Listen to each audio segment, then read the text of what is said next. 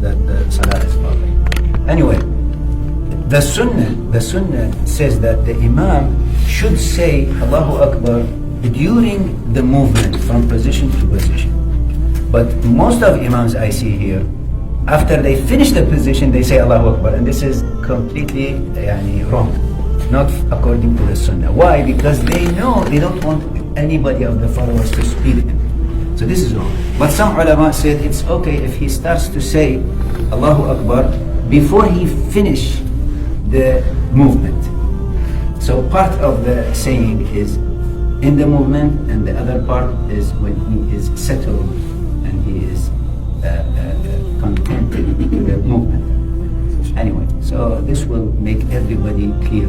Anywhere, any imam, because only the first row see him, but the others they don't see, so they depend on the sound. So when he finished saying, they should start. Anyway, we start our lecture, inshallah. Bismillah walhamdulillah wassalatu wassalamu ala rasulillah wa ala alihi wa ashabihi ajma'in. We praise Allah subhanahu wa ta'ala with salutations upon our Prophet sallallahu alayhi wa sallam, his entire household members, all his companions. We ask Allah subhanahu wa ta'ala to bless them all and bless every single one of us. Dear brothers, as Muslims living in the West, what is our responsibility? Actually, everyone has in his mind a certain responsibility. And there are priorities, very important, less important responsibilities. I know everybody will say something, and there are a lot, countless of responsibilities. But if we can conclude these responsibilities, and we classify these responsibilities, we will end up to two main goals, two main targets. First, to maintain and to protect our Islamic identity. That's number one. And number two, to make da'wah to the people we are living. And to maintain our Islamic identity is more important. Take care of our children, our families, our relatives, anyone Muslim around us. This is much more important. Because if you lose this, how can you make da'wah? So today I will talk about da'wah, inshallah. Da'wah is, as we said, is one of the important responsibilities, and it is fard, it is mandatory. It is fard, according to all ulama, no difference. Some says kifai, some says farba'i. So what does it mean? Kifai means if there are some group of people making da'wah, it's okay for you not to work with da'wah, because there are others.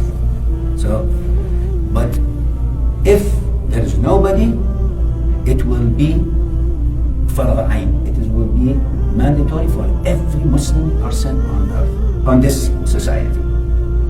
That's if it is according to their opinion. If it is fard kifaya, and others, they believe this is more rajah, more perfect. They said it is fard ayn for everybody. According to the hadith al-sahih for Rasulullah sallallahu alaihi wasallam, he said, "Ballighu anni walau ayah." Everyone has to know one ayah, of course. So nobody has to say that I'm not a scholar, I don't know, I don't have the information, I'm ignorant. This is the responsibility of ulama. This is not mine. Everyone has whatever he knows.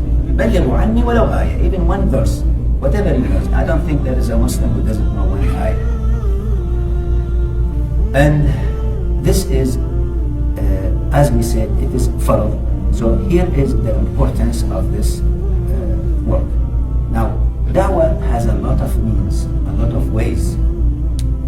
Some have the ability to talk, some have the ability to write, some have the ability to use the internet, some have the ability to make lectures. Others know how to print books and brochures and go and spread it. But the strongest, the most effective way to affect upon others is by your actions, your behavior, your conduct, your manners. How do you deal with others? And I've seen in my life people were non-Muslims became Muslims because they were affected by their friends. How you are doing this? Because he's very honest, he doesn't cheat, he doesn't steal, he doesn't lie, all these things. So this is the most effective, but it's limited. It's limited. But there is another thing in the internet, for example, writing something, you can affect millions, but it's not too effective like the first one. So there are many types. And whatever you have the ability, because we are different in our abilities and our, let's say, maharat, what do you call it? Skills, yeah. So that's why everyone has to do whatever he can. Dawah, it is mandatory, as we say. And one of the strongest things in da'wah is to show Islam in whatever way you can, to show Islam in its perfect manner, in its perfect face. For example, one, he has informations in the Quran. He knows the explanations of Quran. He has many languages. He knows how to speak with others. Another person, he has informations in scientific miracles in the Quran. He can speak about it. Another has informations in the other religions. He knows the Bible.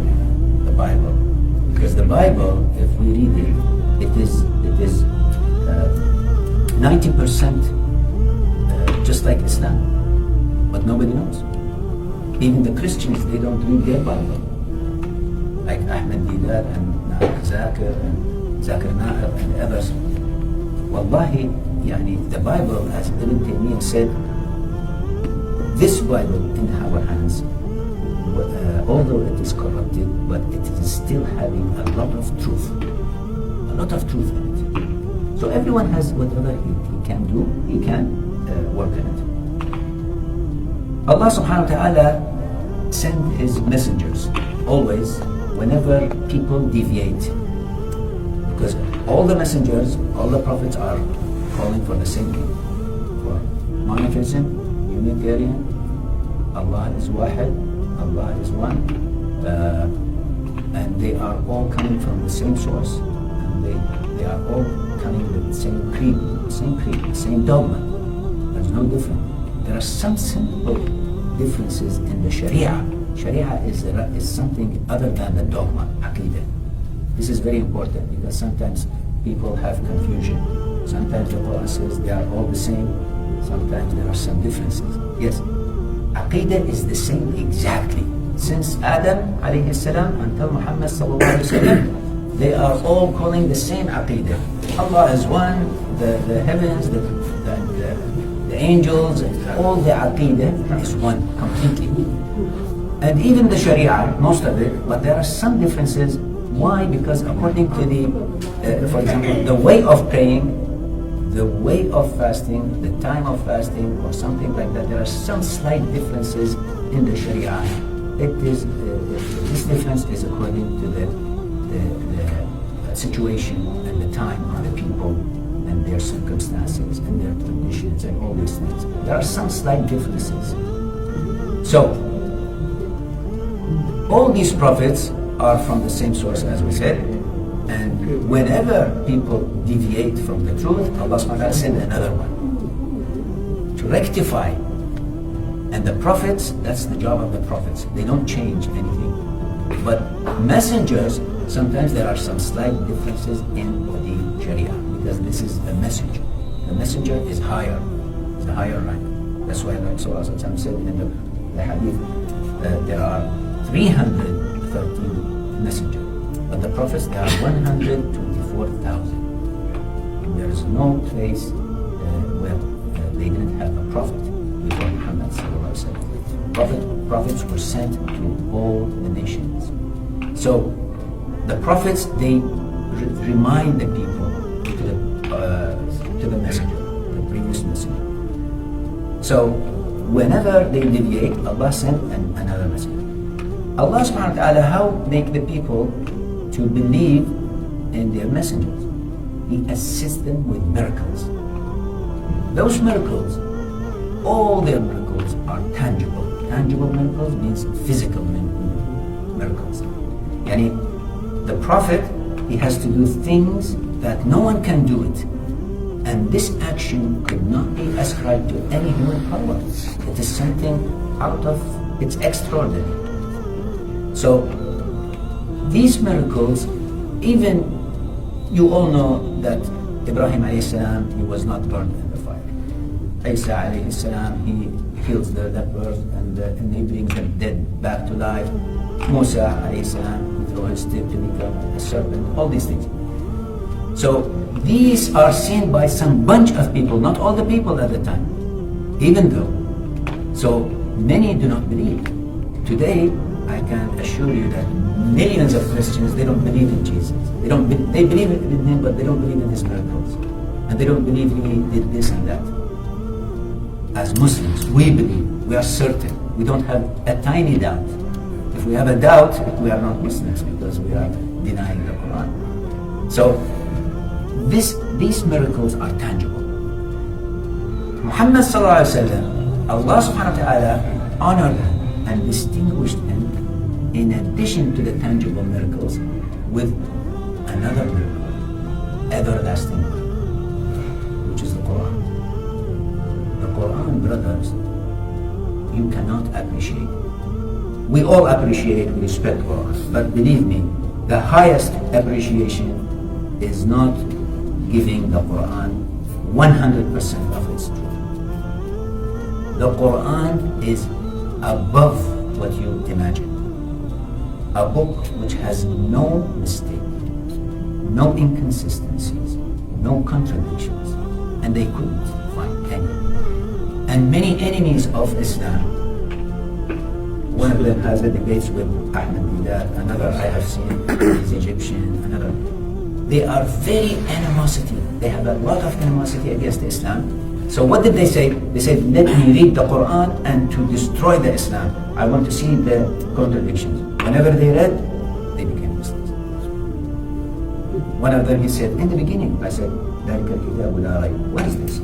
Who is saying that this book has no doubt?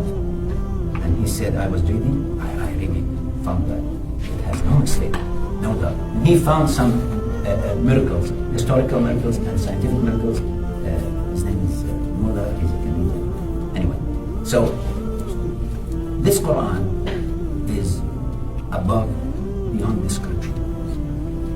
Yani, if I can tell you how to imagine the Quran, the highest, let's say the precious or the level of Quran, what's the difference between God and us? Anyone can say? Khaliq and Makhluq. What's the difference? This is the difference between the Quran and any other book on earth. No one can compare Quran with any other book. So this is the level of Quran. So Quran has a lot of miracles. Maybe you think only scientific miracles. No, there are 20 types of miracles. Linguistic miracles, phonetic miracles, administrative miracles, economic miracles, legislative miracles, historical miracles, numerical miracles. Recently this was found, numerical miracles by the computer. And history and many other miracles, 20 types maybe of miracles. Each one is very great. It's a big science by itself. So scientific miracles is one of the types. So today I want to talk about scientific miracles a little bit. The Quran, although it is not a book of science, it is a book of hidayah, guidance. But still it contains 6,236 verses. But still it has 1,300 verses talking about science. In all aspects. Cosmos, embryology, geology, botany, zoology, any types.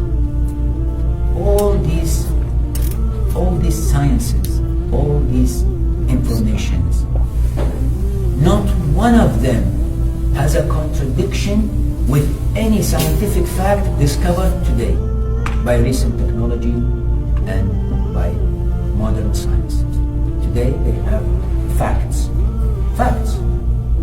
theories. These facts, scientific facts, not one of them has any contradiction. And if you heard someday that there's a contradiction, you have to know that it is either one of two conditions. Either this is not a fact or it is not a complete fact, like what happened, inshallah, we will talk later. Or the explanation of the Quran is not that explanation, it was a wrong explanation. So, and it happened before centuries, and it happened recently in some things, but fortunately, sooner or later, they found out that they were wrong, and the Quran was right. So there are hundreds of scientific miracles in the Quran which cannot be ever imagined in that day before 1400 years ago when the revelation was. And no scientist had that thing. And it was said by a man who lived in the desert, who never sailed in the sea, who never went up in the sky, who never studied in any school or college. There was no schools or college. Even in Mecca there were 13% or 17% who can read and write. So there was no knowledge. And there was only superstitious, unbelievable thoughts that they have inherited from their... For example, they thought that the sky was held by mountains in the edge of the world. And they thought that the earth was flat. And they thought this and that. But the Quran came.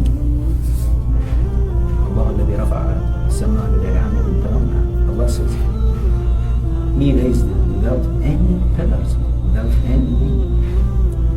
So, these informations are amazing.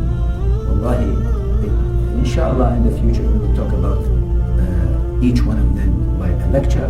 For example, underneath the sea. What is underneath the sea?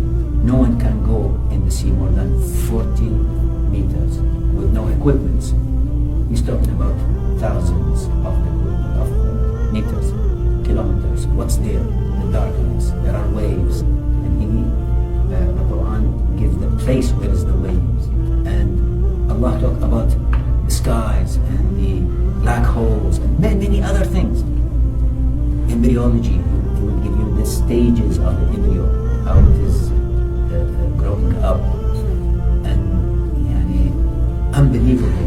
And many scholars embraced Islam because that's their expert. They are expert in this knowledge. And they said, is this what he told? He can never have this from any human resource unless it is from God. So this proves that this Quran is from God's words, not the words of Muhammad ﷺ, and not even any other. So, and even the non-Muslim scholars, they have determined and decided that the Quran is the oldest manuscript on earth which was not changed, even one letter not omitted or added to this manuscript. It's the oldest manuscript because they found many Qurans were written at that time in the museums in Germany, England, everywhere, and they believe that this Quran is amazing. But most of them, they believe that this is something abnormal, this is something... but some of them, we have names, a lot of them, they embraced Islam because of that, because they understood and they knew that this was true. So, it is our duty to understand these miracles, to study these historical miracles. For example, the historical miracles, the Quran was talking about things which will happen. It's going to happen in the future, in the recent future and in far away. And it was talking about things in the past, because historical miracles are two types. Things in the past, and then it was discovered lately that it was the truth, as the Quran said. Nobody knew about it. For example, the name of Haman. Haman is not mentioned in the Bible, not mentioned in any other book. Nobody knows the name of Haman. But the Quran says, وَقَالَ يَا هَامَانُ ابْنِ لِي صَرْحًا. Yani Fir'aun said to Haman, build me a tower. So that was the job of Haman. In 1799, a French scholar, I forgot his name, he knew the hieroglyphic words. He knew what they had written in Egypt. And he discovered that Haman was the chief of the builders. So this was discovered. This is one of the historical miracles happened in the past. And there are other miracles that the Quran said it will happen in the future, and it happened in the days of the Prophet ﷺ. You know, for example, the surah of Surah Al-Rum, غلبت الروم في أدنى الأرض وهم من بعد غلبهم سيغلبون في بضع سنين لله الأمر من قبل ومن بعد إلى آخره. Allah subhanahu wa ta'ala revealed these verses in the year 620 and is saying that they were defeated, the Romans were defeated by the Persians. They were defeated by a war which happened in 614, before 6 years. But he said in Adna al-Ard, the lowest part on earth. And he says, وَمِن بَعْدِ غَلَبِهِمْ سَيَغْلِبُونَ. After they were defeated, they will have victory. فِي بِضْعِ سِنِينَ, within several years. So how come? And there was a debate between Abu Bakr and one of the mushrikeen about, I don't know how many number of camels. He said, this will happen. The Romans will defeat Persia again, and within several years. So after 7 years, 627, nothing happened. So Abu Bakr came to Rasulullah and said, oh Rasulullah, they are mocking me, they are laughing, they are saying, what's this? Nothing happened in a few years. He said, Abu Bakr, how much the few? كم البضع في لغتك? He said, between 3 and 9. He said, okay, double 10 times your debate. So it became 100 count. And he did.